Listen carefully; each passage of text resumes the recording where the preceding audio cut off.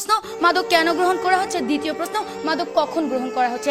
প্রত্যয় আমারই বন্ধু, প্রাণ চাঞ্চল্যকর এই ছেলেটি হঠাৎ কেন যেন গোমরা হয়ে যায়। বা পিতামাতার বিবাহ বিচ্ছেদের বিষয়টি সে কোনোভাবে মেনে নিতে না পেরে মাদকাসক্ত হয়েছে। স্পিকার, আমি যখন তাকে জিজ্ঞেস করি তখন সে আমাকে উত্তরে বলে যে সিমিন, আমি যখন ঘুমের ওষুধ খাই না তখন আমার শান্তি লাগে, আমি না সব ভুলে যাই। মা বাবা যতই ঝগড়া করুক না কেন আমার কিছুই আমার কানে যাচ্ছে না। স্পিকার, সে আমাকে সেটিও বলেছে যখন আমি দেয়ালে আঘাত করি তখন দেয়াল দুলে কিন্তু আমার হাত দুলে না। ফিরে আসছি আবারও আমাদের বিরোধী দলের বক্তাদের কাছে। আহ্বান করছি মাননীয় বিরোধী দলীয় উপনেতা মার্জিয়া কবিরকে এই পর্যায়ে তার বক্তব্য প্রদান করার জন্য। 48, 52, 71 আর 90, 21 শতকের প্রেরণা। এখনই সময় হবে নতুন স্বপ্নের সূচনা। আর এই নতুন স্বপ্ন সূচনার অগ্রযাত্রা আজ থেমে গেছে যুব সমাজের অবক্ষয়ের কারণে। ধন্যবাদ ম্যাম স্পিকার, আজকের এই মহান সংসদে আমাকে শ্রদ্ধা প্রদানের জন্য। মাননীয় প্রধানমন্ত্রী কর্তৃক উত্থাপিত প্রস্তাবটি হচ্ছে এই সংসদ মনে করে যে যুব সমাজের অবক্ষয়ের প্রধান কারণ মাদক। ম্যাম স্পিকার, আমি যখন এই বিষয়টি পেয়েছি বিরোধিতা করার জন্য তখনই আমার মনে দুটি প্রশ্ন জেগে ওঠে। প্রশ্ন, মাদক কেন গ্রহণ করা হচ্ছে? দ্বিতীয় প্রশ্ন, মাদক কখন গ্রহণ করা হচ্ছে? এই দুটি প্রশ্নের উত্তর যখন আমি বের করছি ঠিক তখনই দেখা গেছে যুব সমাজের অবক্ষয়ের কারণে আজকে মাদক গ্রহণ করা হচ্ছে, মাদকের কারণে আজ যুব সমাজের অবক্ষয় নয় ম্যাম স্পিকার। ম্যাম স্পিকার, আর এরই মাধ্যমে আমার দলীয় অবস্থান স্পষ্ট হয়ে যায় এবং সরকারি দলের অবস্থান পুরোপুরি ভেঙে পড়ে। ম্যাম স্পিকার, সরাসরি চলে যাচ্ছে আমার দলের নেতা কর্তৃক অর্পিত দায়িত্বে। আমি আজকে আমার জীবনের বাস্তবধর্মী একটি কাহিনী বলবো। প্রত্যয় আমারই বন্ধু, প্রাণ চাঞ্চল্যকর এই ছেলেটি হঠাৎ কেন যেন গোমরা হয়ে যায়। বা পিতামাতার বিবাহ বিচ্ছেদের বিষয়টি সে কোনোভাবে মেনে নিতে না পেরে মাদকাসক্ত হয়েছে। ম্যাম স্পিকার, আমি যখন তাকে জিজ্ঞেস করি তখন সে আমাকে উত্তরে বলে যে সিমিন, আমি যখন ঘুমের ওষুধ খাই না তখন আমার শান্তি লাগে, আমি না সব ভুলে যাই। মা বাবা যতই ঝগড়া করুক না কেন আমার কিছুই আমার কানে যাচ্ছে না। ম্যাম স্পিকার, সে আমাকে সেটিও বলেছে যখন আমি দেয়ালে আঘাত করি তখন দেয়াল দুলে কিন্তু আমার হাত দুলে না। ম্যাম স্পিকার, এই ক্ষেত্রে যে ভালোবাসা তার পিতামাতার কাছ থেকে পাওয়ার কথা ছিল সেই শান্তি নাকি সে মাদকের কাছ থেকে পাচ্ছে। আর এই ক্ষেত্রে যদি মাদকাসক্তি প্রধান কারণ হয় তাহলে কেন সচেতন পরিবারের একজন সদস্য হয়ে আপনি মাদক গ্রহণ করছেন না? প্রশ্ন রয়ে গেল জাতির এই মহান সংসদে, প্রশ্ন রয়ে ম্যাম স্পিকার সরকারি দলের কাছে। ম্যাম স্পিকার, আজকে লক্ষ্য করুন আমাদের দেশে 24.5% যে ছেলে মেয়ে রয়েছে তারা ইচ্ছার বশে পড়ে মাদক গ্রহণ করছে। এখন তাদের কথা হচ্ছে তারা হচ্ছে এক্সেপশনাল, আর আমরা সকলে জানি exceptional is never be called normal. Ma'am speaker, লক্ষ্য করুন আজকে পরিবার থেকে যে মাননীয় বিরোধী নেতা একটুখানি যে প্রশ্নটি নিয়ে আমরা আপনি আপনার পারিবারিক একজন মানুষের উদাহরণ দিয়ে পুরো বাংলাদেশের সকল যুবকদের উদাহরণ আপনি তুলে ধরতে পারেন না।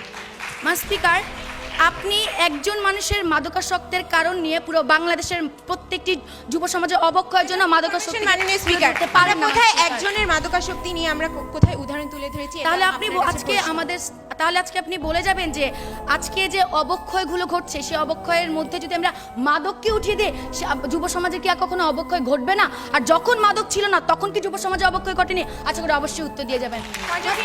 মাননীয় স্পিকার, পয়েন্ট অফ ইনফরমেশন, যখন মাদক ছিল না তখন অবক্ষয়ের মাত্রা এত ছিল না। দিনে দিনে মাদকের সহজলভ্যতা এবং মাদকের পরিমাণ দিন দিন বৃদ্ধি পাচ্ছে। শেষে এখন এই জন্যই আমাদেরকে আমরা সেই ব্যাখ্যায় পরে যাব।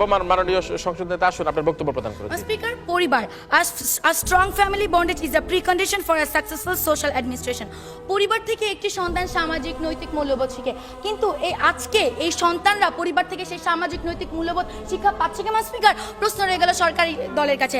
ম্যাম স্পিকার, আজকে ঐশী হচ্ছে বর্তমানে আলোচিত একটি নাম, কিন্তু ঐশীর নৈতিক অবক্ষয় কখন ঘটেছে? যখন সে দেখেছে তার পিতা অবৈধ উপায়ে অর্থ উপার্জন করছে, ঠিক তখন ঘটেছে যখন দেখেছে তার পিতামাতা তারই ব্যাপারে অসচেতন। আর সেই নৈতিক অবক্ষয় তাকে ঠেলে নিয়ে গেছে মাদকের কাছে, মাদক তাকে সেই নৈতিক অবক্ষয়ের দিকে ঠেলে নেয়নি। ম্যাম স্পিকার, আজকে লক্ষ্য করুন যে আজকে শিক্ষাই জাতীয় মেরুদণ্ড। আর কতটুকু নৈতিকতার বিসর্জন দিলে আজকে আমাদের বাংলাদেশের সর্বোচ্চ বিদ্যাপীঠ ঢাকা ইউনিভার্সিটির কয়েকটি প্রাঙ্গণ আজ পরিণত হয়েছে গাধার রাস্তায়। ম্যাম স্পিকার, আর কত নৈতিকতার বিসর্জন দিলে আপনারা স্বীকার করবেন যে যুব সমাজের অবক্ষয়ের প্রধান কারণ কখনোই মাদক নয়? ম্যাম স্পিকার, আজকে যখন আমরা আরেকটা প্রশ্ন নেই, শেষ প্রশ্ন। জি, একজন বিবেকবান বিবেক সম্পন্ন মানুষ কি ইচ্ছা করে নিজের সচেতন জ্ঞানে সে কি সমাজের অবক্ষয় ঘটাবে? স্পিকার, প্রশ্নটি খুবই হাস্যকর। আমরা তো আজকে সেটাই বলছি, একটি সচেতন মানুষ কখনো মাদক গ্রহণ করছে না।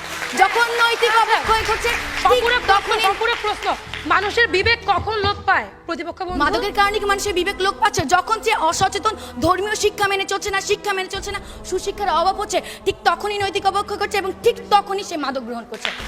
আমি আমার বক্তব্য অনেক পরিবারে আজকে লক্ষ্য করুন যে অর্ডার প্লিজ। স্পিকার আর কতটুকু নৈতিকতার বিসর্জন দিলে তারা এটি স্বীকার করবেন যে যুব সমাজে অবক্ষয়ের পিছনে কখনোই মাদক প্রধান কারণ না স্পিকার লক্ষ্য করুন আজকে একটি যুবক যখন তার বাবার কষ্টের টাকায় লেখাপড়া করে যখন চাকরি পাচ্ছে না, যখন দারিদ্রতার কারণে তার সকল ইচ্ছাকে আজ কবর দিতে হচ্ছে, ঠিক সেই সময়টায় যে হতাশা, সেই হতাশাকে আপনারা বুঝবেন।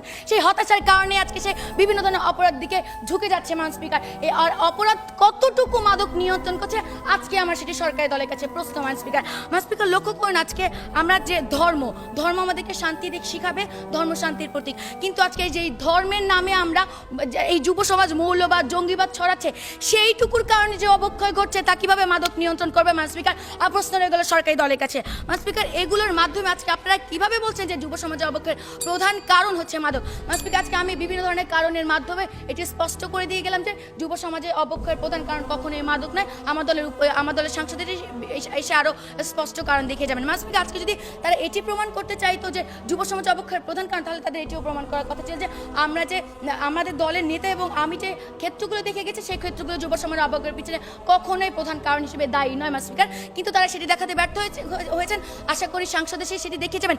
যদি সেটি দেখাতে না পারেন তাহলে আজকের এই মঞ্চের প্রত্যেকটি মানুষ মানতে বাধ্য যুব সমাজের অবক্ষয়ের পিছনের প্রধান কারণ কখনোই মাদক নয়। আজকে নৈতিক অবক্ষয়ের কারণে, পারিবারিক অসচেতনতার কারণে অবক্ষয় ঘটছে এবং সেই অবক্ষয় তাকে নিয়ে যাচ্ছে মাদকের দিকে স্পিকার। আজকে তাদের কথা শুনে মনে হচ্ছে যে তাদেরকে যদি কেউ ইট ছুঁড়ে মারে তারা তাদের বিপরীতে ফুল ছুঁড়ে মারবে, কিন্তু সেই ফুলের সাথে যে টপটি থাকবে সেটি তারা আজকে অস্বীকার করে যাচ্ছে স্পিকার। আজকে তারা তিনজন চোখ বন্ধ করে রাখতে পারে, কিন্তু এই 16 কোটি বাঙালির সাথে আপনার চোখটিও খোলা আছে স্পিকার।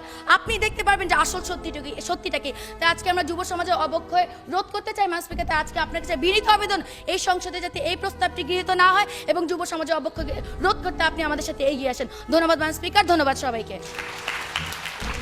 ধন্যবাদ মার্জিয়া কবিরকে।